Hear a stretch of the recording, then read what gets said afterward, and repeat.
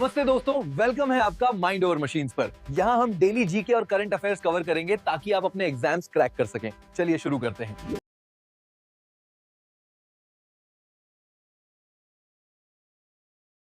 नमस्ते। ये हफ्ता तो सच में एक्शन से भरा हुआ था। अंतर्राष्ट्रीय रणनीति से लेकर बड़ी बड़ी सांस्कृतिक घटनाओं और खेल जगत की जबरदस्त जीतों तक। आइए समझते हैं उन सभी डेवलपमेंट्स को जिन्होंने इस हफ्ते को इतना खास बना दिया। तो एक सवाल से शुरू करते हैं। आखिर किसी देश की ताकत, उसकी असली शक्ति को क्या चीज परिभाषित करती है?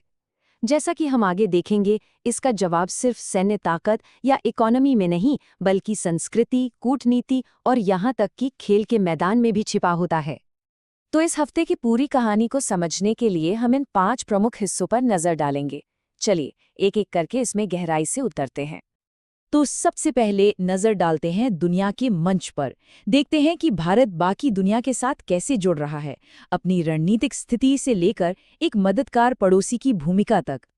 तो देखिए, लॉवी इंस्टीट्यूट का एशिया पावर इंडेक्स आया है और इसमें भारत ने अपनी तीसरी पोजीशन मजबूती से बनाए रखी है।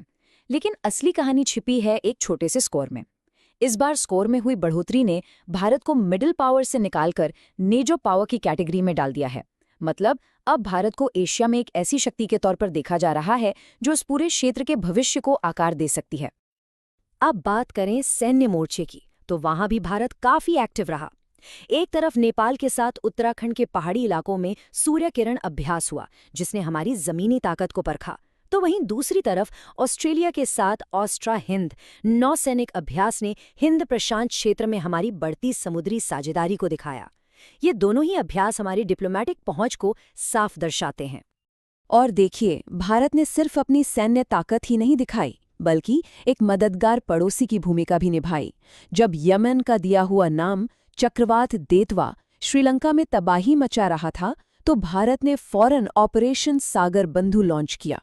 इसके तहत हमने भोजन, दवाइयां और दूसरी जरूरी चीजें भेजकर अपने पड़ोसी देश की मदद की। चलिए अब दुनिया से घूमकर देश के अंदर आते हैं और उन बड़ी घटनाओं पर नजर डालते हैं जिन्होंने हमारे शासन और कानूनी ढांचे को आकार दिया। इस हफ्ते हमारी न्यायपालिका में एक बहुत बड़ा बदलाव हुआ। जस्टिस सूर्यकांत भारत के 53वें चीफ जस्टिस बन गए हैं। और ये बात इसलिए भी खास है क्योंकि वो हरियाणा से इस सर्वोच्च पद पर पहुंचने वाले पहले जज हैं। आने वाले समय में देश के कानूनी भविष्य को वही दिशा देंगे। अब ये नियुक्ति होती कैसे है? तो ये होती है भारतीय संविधान के आर्टिकल 124 के तहत। यही आर्टिकल ये अधिकार देता है कि सुप्रीम कोर्ट के सभी जजों की नियुक्ति भारत के राष्ट्रपति करेंगे। ये हमारे संवैधानिक सिस्टम का एक बहुत ही महत्वपूर्ण हिस्सा है। और जब हम संविधान की बात कर ही रहे हैं, तो 26 नवंबर को संविधान दिवस भी मनाया गया। ये वही ऐतिहासिक दिन है जब 1949 में हमारे संविधान को अपनाया गया था।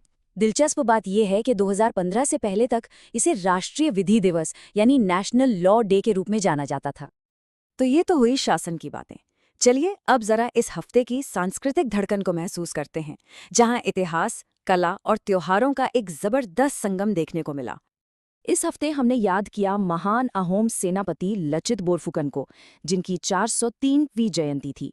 उन्हें 1671 में हुई सराई घाट की लड़ाई के लिए जाना जाता है, जहां उन्होंने ब्रह्मपुत्र नदी पर मुगल सेना को ऐसी हार दी कि असम में उनका विस्तार ही रुक गया। इसीलिए तो उन्हें पूर्वोत्तर का शिवाजी भी कहा जाता है। संस्कृति के मैदान में और भी बहुत कुछ हुआ।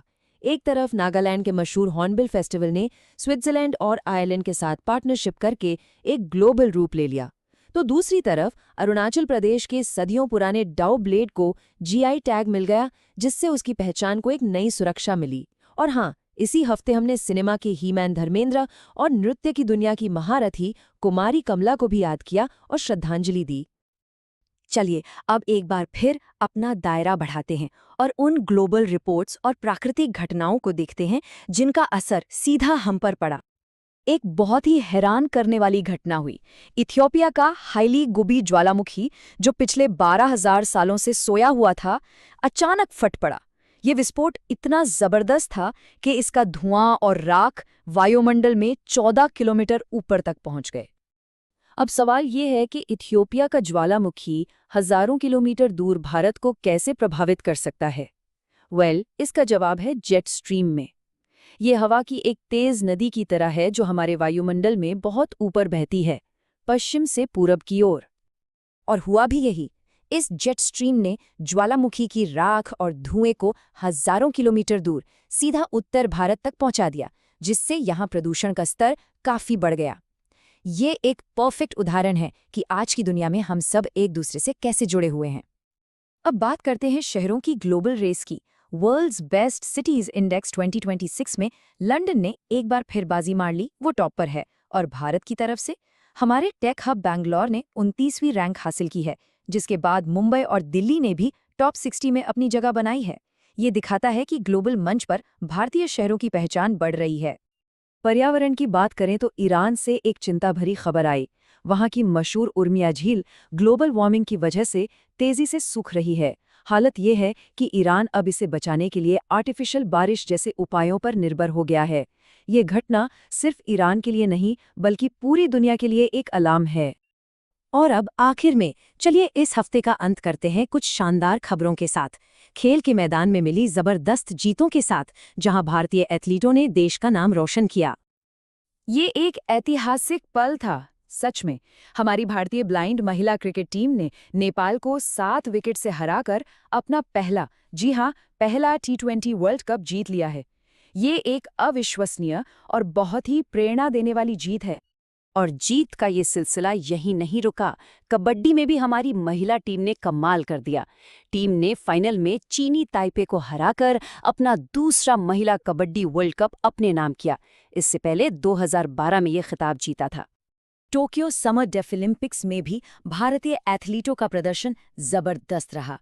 कुल 20 मेडल, जिसमें 9 तो गोल्ड हैं, सोचिए। और इसी के साथ भारत मेडल टैली में 6ठे नंबर पर रहा। वाकई एक शानदार उपलब्धि है। तो 17वीं सदी की एक लड़ाई में दिखाए गए शौर्य से लेकर 21वीं सदी के पावर इंडेक्स में रणनीतिक बढ़त तक, और खेल के मैदान की जीत से लेकर अपनी सांस्कृतिक विरासत को सहेजने तक, ये हफ्ता हमें सच में सोचने पर मजबूर करता है कि आखिर किसी भी देश की असली ताकत किस चीज से बनती है।